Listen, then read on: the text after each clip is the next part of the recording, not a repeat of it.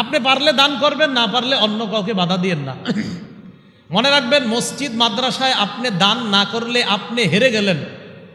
মসজিদ মাদ্রাসা কোনোদিন আটকে থাকবে না, কোনো না কোনোভাবে আল্লাহ চালায় নেবেন। কিন্তু আপনি হেরে গেলেন, আপনি হতবাগাদের খাতায় নাম লেখাই।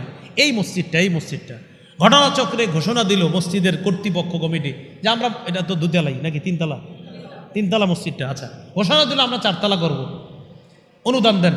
তো আপনাদের মধ্যে সবাই চিন্তা করলেন যে না, আমরা অনুদান দিব না।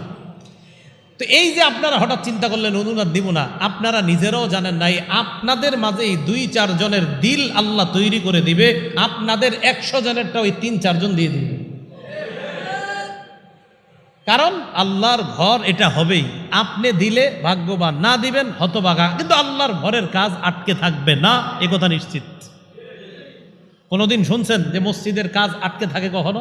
হ্যাঁ, আটকে থাকে 7 দিন 5 দিন, আবার শুরু হয়, আবার আটকে থাকে, আবার শুরু হয়। কিন্তু মসজিদের যেই মিশনটা নেয় কমিটিরা যে না আমরা এটাকে এমন বানাবো, একটা পর্যায়ে ওই কাজটা সমাপ্ত আল্লাহ করার ব্যবস্থা করেই দেয়।